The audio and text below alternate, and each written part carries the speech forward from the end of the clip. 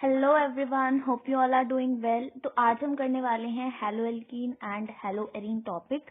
तो सबसे पहले हमें ये पता होना चाहिए कि हेलो एल्कीन आखिर होता क्या है। तो हेलो एल्कीन वो वाले हैलोजन डेरिवेटिव्स होते हैं जहां पर आप किसी एलिफेटिक हाइड्रोकार्बन में से एक हाइड्रोजन हटा के वहां पे एक हैलोजन इंट्रोड्यूस करा दो, और जहां पे आप हैलोजन जोड़ रहे हो जिस कार्बन एटम के साथ, वो sp3 हाइब्रिडाइज्ड होना चाहिए। सो आई होप ये समझ आ रहा है हमें। एलिफेटिक हाइड्रोकार्बन क्या होते हैं? जो स्ट्रेट कार्बन चेन वाले होते हैं वो एलिफेटिक हाइड्रोकार्बन होते हैं इन जनरल। तो हेलो एल्केन्स क्या होते हैं? हैलोजन डेरिवेटिव्स होते हैं ऑफ एलिफेटिक हाइड्रोकार्बन, और इसमें हैलोजन एटम जो है वो sp3 हाइब्रिडाइज कार्बन एटम के साथ जो है जाके जुड़ता है। तो एलिफेटिक के साथ जुड़ता है और एलिफेटिक से रिप्लेसमेंट होती है हैलोजन, मतलब वहां पे जाता है उसके हाइड्रोजन में और sp3 हाइब्रिडाइज कार्बन एटम के साथ ही जोड़ता है जाके हैलोजन। हैलोजन क्या होते हैं? हैलोजन होते हैं फ्लोरीन, क्लोरीन, ब्रोमीन, आयोडीन, ये सब हैलोजन होते हैं और हैलोजन को हम X से रिप्रेजेंट करते हैं। नेक्स्ट है, अब हमारे पास अलग अलग तरह के हेलाइड्स हैं, ठीक है। तो अलग अलग तरह के हेलाइड्स हैं, जैसे सबसे पहला एलाइलिक हेलाइड्स। एलाइलिक हेलाइड्स में क्या होता है? आपके पास कार्बन कार्बन डबल बॉन्ड होता है और उसके साथ एडजेसेंट जो भी कार्बन होती है उसके साथ हेलोजन जुड़ा होता है, और यहाँ पे हेलोजन जिस कार्बन से जुड़ा है, इस वाले कार्बन से, ये sp3 हाइब्रिडाइज्ड है। आगे बढ़ते हैं, विनाइलिक। विनाइलिक में क्या होता है? विनाइलिक में कार्बन कार्बन डबल बॉन्ड के साथ हेलोजन डायरेक्टली जुड़ा होता है, और यहाँ पे हेलोजन किसके साथ जुड़ा है? उस कार्बन के साथ जुड़ा हुआ है जो कि sp2 हाइब्रिडाइज्ड है, ठीक है। तो इलाइलिक और विनाइलिक ये एक दूसरे के बिल्कुल अपोजिट हैं, जैसे कि हम बोल सकते हैं, क्योंकि विनाइलिक में sp2 कार्बन से जुड़ रहा है हेलोजन, और विनाइलिक में sp2 कार्बन से जुड़ रहा है, और एलाइलिक में sp3 कार्बन से जुड़ रहा है। एलाइलिक में कार्बन कार्बन डबल बॉन्ड के साथ एडजेसेंट वाले कार्बन के साथ हेलोजन जुड़ रहा है, वही विनाइलिक में डबल बॉन्ड कार्बन के साथ डायरेक्टली हेलोजन जो है अटैच होता है। नेक्स्ट है बेंजाइलिक। बेंजाइलिक में आपके पास एक बेंजीन रिंग होगी, उसके साथ एक कार्बन जुड़ा होगा जिसके साथ फर्दर एक हेलोजन जुड़ा होगा। तो ये जो कार्बन एटम है जिसके साथ हेलोजन जुड़ा है ये sp3 हाइब्रिडाइज्ड होता है। आगे बढ़ते हैं, आगे है एराइलिक। तो एराइलिक में आपके पास एक बेंजीन रिंग होगी जिसके साथ डायरेक्टली हेलोजन जुड़ा होगा, और अब जो हेलोजन जिस कार्बन एटम के साथ जुड़ा हुआ है वो sp2 हाइब्रिडाइज्ड है, राइट। हाँ, अब हम देखेंगे कुछ कॉमन नेम, जैसे कि अगर आपके पास एक स्ट्रेट कार्बन चेन है और उसके साथ हेलोजन जुड़ा है तो यहाँ पे ये N इसके साथ हम यूज करेंगे, ठीक है। तो स्ट्रेट कार्बन चेन है, उसके साथ हेलोजन जुड़ा है तो हम N यूज करेंगे इसके साथ, और 3 कार्बन है तो प्रोपाइल, और एक हेलोजन जुड़ा है तो हेलाइड। तो ये क्या बन गया? N propyl halide. नेक्स्ट है, अब आप यहाँ पे देखोगे कि आपके पास स्ट्रेट कार्बन चेन की जगह पे एक ब्रांचिंग भी है, एक कार्बन इस तरह से जुड़ गया है, तो अब इसका नाम क्या होगा? आइसो। इसके लिए हम क्या यूज करेंगे? आइसो। और इसमें कितने कार्बन है? 1 2 3 4, 4 कार्बन है तो ब्यूटाइल, आइसो ब्यूटाइल, और हेलोजन जुड़ा हुआ है तो halide, iso butyl halide. Next हमारे पास यहाँ पे जो पिछला था आइसो वाला, इसमें सिर्फ एक ही कार्बन इस तरह से जुड़ा था।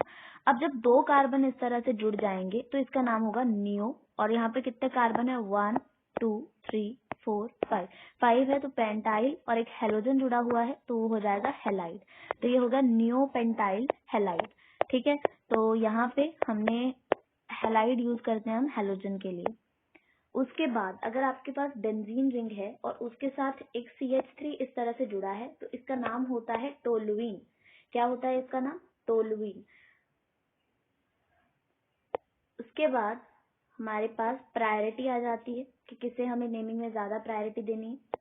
नेक्स्ट बढ़ते हैं। अच्छा, अब यहाँ पे कार्बन और हेलोजन का जो बॉन्ड होता है उसकी हम बात करेंगे कि ये बॉन्ड होता कैसा है।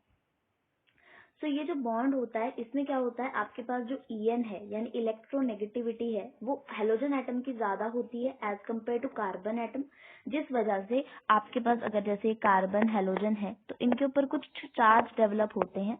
जैसे कि कार्बन के ऊपर जो चार्ज डेवलप होता है दैट इज पार्शियल पॉजिटिव, और हेलोजन के ऊपर जो चार्ज डेवलप होता है वो होता है पार्शियल नेगेटिव। यहाँ पे जो En का डिफरेंस है, ठीक है, यहाँ पे जो डेल्टा En है वो 0 नहीं होता है, तो ये बॉन्ड जो है ये पोलर बॉन्ड होता है। सो CX बॉन्ड जो है वो एक पोलर बॉन्ड है क्योंकि इलेक्ट्रोनेगेटिविटी का डिफरेंस 0 नहीं है। नेक्स्ट चलते हैं आगे। तो ये लिखा हुआ है रिएक्टिविटी का ऑर्डर एक तरह से, ठीक है। तो यहाँ पे ये रिएक्टिविटी का ऑर्डर है एक तरह से, ठीक है। तो बॉन्ड, अब जैसे डाउन द ग्रुप आप जाओगे, ठीक है, हैलोजन वाले ग्रुप में फ्लोरीन, क्लोरीन, ब्रोमीन, आयोडीन, इस तरह से डाउन द ग्रुप जाओगे तो आपका साइज बढ़ेगा, जिससे बॉन्ड लेंथ बढ़ेगी, बट बॉन्ड स्ट्रेंथ जो है वो कम हो जाएगी। तो रिएक्टिविटी सबसे ज्यादा किसकी होती है? एल्काइल आयोडाइड की।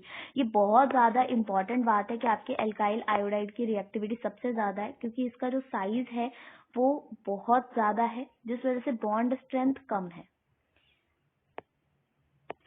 तो अब नेक्स्ट टॉपिक है physical properties of halo alkane.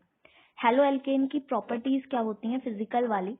सबसे पहला, कलरलेस होते हैं, कोई कलर नहीं होता खास। फिर इनका जो बॉन्ड है वो पोलर होता है। क्यों बॉन्ड पोलर होता है ये हम ऑलरेडी डिस्कस कर चुके हैं कि delta n not equals to 0 होता है यहाँ पे, ठीक है।